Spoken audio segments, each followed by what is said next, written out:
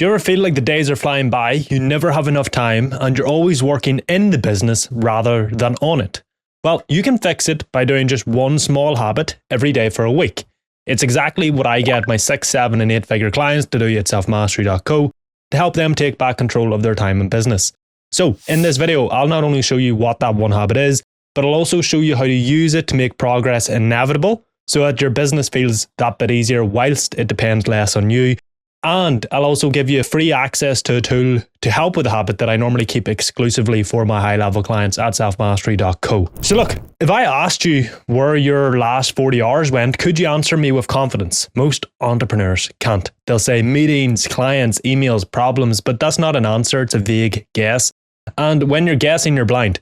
And when you're blind, you can't improve. Seriously, think about how insane would it be if you had a CFO, a chief financial officer, that said, I don't really know where our cash went, but we definitely worked hard to spend it. You'd fire them instantly, right? Yet this is exactly how most entrepreneurs or business owners treat their time.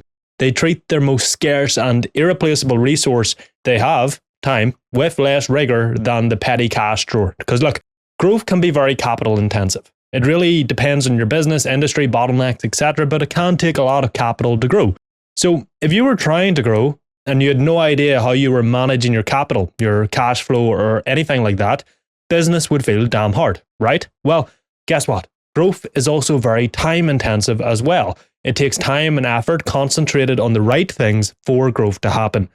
And so that's why business feels hard. You're working all the time and you're not making as much progress as you want because you're not managing your time or what you're putting it into. In fact, you probably don't even know where your time is going, which means you can't fix it. Therefore, you can't improve it, you can't optimize it, and you certainly can't reallocate it to higher level work that gets better results faster. The dangerous thing about this is really that the cost is not obvious in the moment, okay? You still feel productive, right? You feel like you're working your ass off, but there's a reason your results don't match your effort. It's because you don't know what those hours are spent on. Now, obviously, I'm going to show you the habit to fix this in literally a minute, so, don't click off just yet. But I'm really diving into the consequences here because for you to actually do this habit, you have to value it, okay? You're not going to do something that you don't value. Therefore, you have to understand the impact that doing this is going to have on your business and your life and, obviously the consequences of not doing it. Otherwise, you'll just watch this video and think, fuck, Ross is amazing. He really knows his stuff. And then never do the habit, never improve your business and stay stuck where you are because I just told you to do this habit. But not why it matters, so you won't value it, which obviously I don't want. I want you to get results. I want you to improve. I want you to watch my videos and get some sort of value that can actually improve how you operate in your business and how your business runs. Because look, if you waste 10 hours a week in admin, say, that doesn't feel catastrophic. It's 10 hours. It's not a massive deal. But across a year, that's 500 hours gone. That's basically an entire quarter of work time that you could have invested into building systems, scaling your marketing, fixing a bottleneck, or actually having a life. 3 months that vanish into the cracks of admin, interruptions, and low value work. 3 months that were basically a waste of your time because sure, you were working, but that work didn't actually matter, it didn't create progress.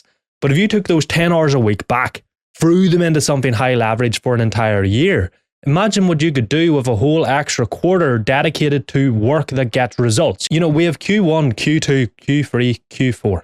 But if you're wasting 10 hours a week on something low leverage, and then you take back those 10 hours a week, you basically end up with a Q5. Imagine how much more progress you could make every year with an extra quarter. It is quite literally life-changing. And look, those hours are not just wasted. They compound. Every week you burn in low-value work pushes back the moment your business can finally run without you. Every month you stay blind to where your time is going is another month where you are chained to the day-to-day. This is why so many business owners plateau. It's not because they don't want to grow. We all do, of course. It's because they've built a business that feeds on their time and they don't even realize how much it is costing them. You do not realize how much this is costing you. The moment, though, that you do this habit for just 1 week, everything changes. Okay? Because suddenly the invisible becomes visible. The leaks that were draining your energy, the bottlenecks that felt normal, the hours that felt productive but weren't, they're all laid out in front of you. Like I had a client at selfmastery.co, links in the description by the way, And he thought he was working, 12 hours a day and grinding. And why am I not growing? But when he did this, he realized 4 of those hours every day were lost to Slack, interruptions, admin. So once we saw it, we delegated half of it and, automated some things and all the rest, and instantly freed up 2 full working days a month. That is what clarity does, okay? It forces you to face the truth. And once you can see the truth, you can't ignore it anymore, but you can fix it. You can systemize it and you can delegate it. And that's exactly when you can actually act like the business owner or the CEO of your company. But how do you get that clarity? Well, you have to do this habit that I've been talking about for 5 or 6 minutes now, every day for 1 week. So let's dive into it. It's not complicated. In fact, it's so simple that most people dismiss it because, it's so simple, but don't confuse simple with easy and don't confuse easy with unimportant. This habit is the foundation for your business operating in a more efficient and effective way. Here's how it works, and it only has 3 steps. Step 1. Have you ever noticed how most business owners start their day already behind? You've probably experienced this yourself. You wake up, you're reacting, checking emails, answering messages, jumping into fires, and before you know it, half the day is gone, nothing meaningful has actually moved forward, and you're still basically stuck in the same place. It's like a pilot showing up to fly without a flight plan. Like, seriously, imagine boarding a plane. The captain says, yeah, we'll just take it off and we'll figure it out in the air. You would get off immediately, right? Because without a plan, the chance of reaching the right destination is basically zero. And yet, this is exactly how most business owners run their days. They wake up, they just take off, hoping that by the end of the day, they'll have landed somewhere useful. But most of the time, they end up circling the same problems or crashing into the same distractions. That is why the first step in this habit is so crucial. Every single night before you switch off, plan tomorrow, okay? Plan it hour by hour, not to make it rigid, okay, but to make it intentional, because when you start your day with a plan, you are in control. You know what matters, you know when you'll do it, and you stop letting the world dictate your schedule and therefore what you get done. And that is the difference between surviving the day and leading the day. So essentially, just list out everything you need to do tomorrow, then assign each task to an hour. Now, there is a good way and a bad way to do this, but I've went over the scheduling system I get my clients to use in previous videos, so I'll just leave a link to that video at the end of this video, so check it out. But step 1 is basically you plan every hour of your day the night before, and you want to do it every night for 1 week.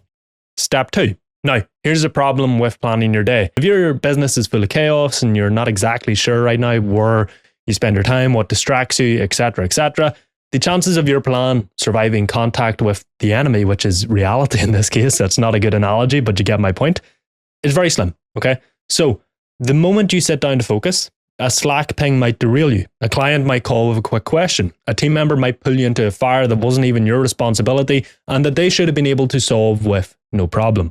And before you know it, the plan you made the night before has been ripped to shreds by lunchtime. It's like drawing up a battle plan before going to war. The strategy might look perfect on paper, but once the first shots are fired, chaos takes over. But generals know this, and that's why they don't just plan. They also track what actually happens on the battlefield moment by moment, because it's not the plan that wins a war, it's the ability to see reality and adapt to it. The same is true in business. If you only live in the plan, you're lying to yourself. You'll convince yourself that you had a productive day because on your plan, on paper, it looked super productive, but when in reality, most of your hours were swallowed by distractions, interruptions, and low-value work. That's why the second step in this process is, again, so crucial. What you need to do is, once an hour, pause for 60 seconds, write down exactly what you did in the last 60 minutes, broken into 15-minute blocks. Not what you meant to do, okay? Not what was on your calendar and scheduled to do, what you actually did. Now, you can do this on paper, or you can use a spreadsheet. I have a spreadsheet that I normally give to clients. So, if you want it, so, you don't have to make it and you can make this habit really easy, I will leave a link in the description below for you to get it. But essentially what you do is, say it's 9 a.m., you go onto this spreadsheet and you write in what you did from 8 a.m. to 8:15. So if you checked emails, you write that down. If you scrolled Instagram, you write that down. If you made content, you write that down. Then write in what you did from 8:15 a.m. to 8:30 a.m. and so on, okay? Do this every single hour, at least of your workday. Like maybe you don't want to do this at 9 p.m. when you're watching TV with your wife. That might be a bit stupid because we're focusing on work here. But basically do it for your entire workday, every day for a week. And look, trust me, I get that this is tedious. Like really, trust me, because the reason I know this habit works is because not only do I get my clients to do it, but I first initially did it myself. It is rather tedious. But How else do you expect to know exactly what you did with your time? You have to track it exactly, and this is how you do it. Because, you could say, oh, well, I'm going to use this software on my computer to track what I'm doing. But the thing is, we're not just tracking what you're doing on your computer. Like if, for example, at 8 a.m. to 9 a.m., you were meant to be doing deep work on an important task, but from 8 a.m. to 8:15 a.m., you checked emails on your phone, and then from 8:15 to 8:30, you went around the office to help an employee, the software on your computer won't fucking know that, okay? So the goal here isn't just to see when you were working and what you were working on. It's to find distractions, useless tasks, and all the rest. It's to see exactly how you spend your time. And yes, I get that it's tedious, but it is so worth doing. It literally takes 1 minute every hour to do. And the truth is, the truth lies in reality, not in your intention. And when you can finally see the gap between what you planned and what you did, that's when you understand why your day feels busy, but unproductive, and nothing's moving forward. And that's the moment you can start fixing it. And, if you are worried about forgetting to do this every hour, I would recommend just setting an alarm.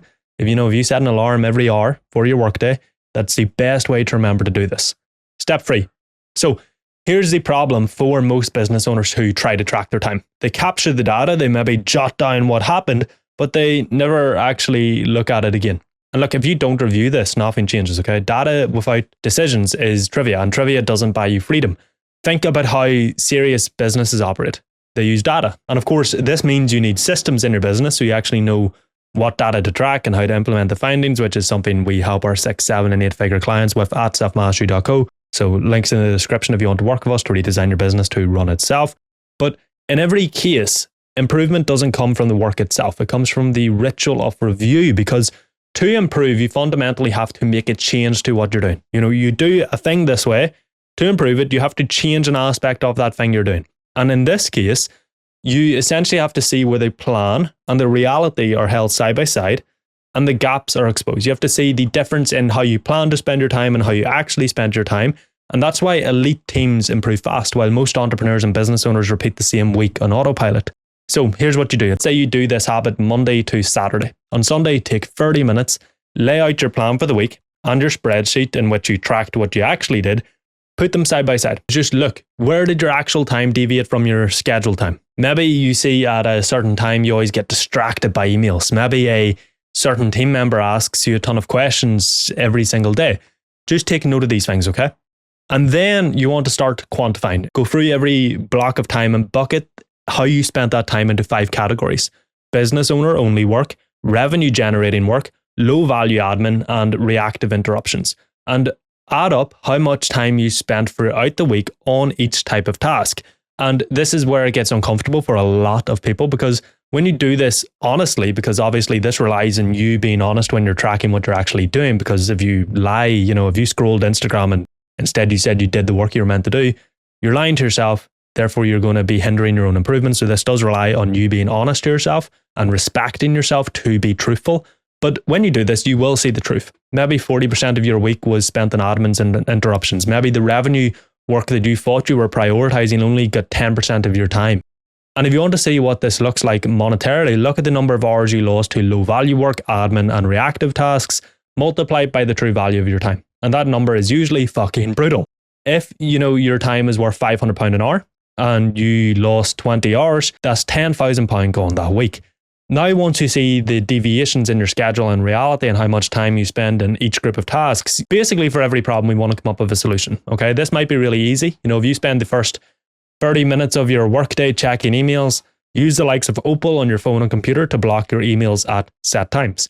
Or it might be more complicated. Maybe a certain team member is always, bringing problems to you. Well, you might need better systems, better SOPs, better boundaries, better communication rules like the 1-3-1 rule. Or maybe you need to fire that person. Obviously, this is going to be very, very case to case dependent. But, if you do want my help with that, click the first link in the description below to work with me and I will help you. And then, you have other things. Like if you spend 10 hours a week on bloody admin, it might take time to offload because, you need to hire a VA or someone to do it. You need systems, SOPs, accountability structures, and all the rest to ensure that they do the things you're offloading correctly. And you might need to make decisions like, do we eliminate this work entirely? Do we automate it with software? Do we delegate it to someone else with a clear definition of done?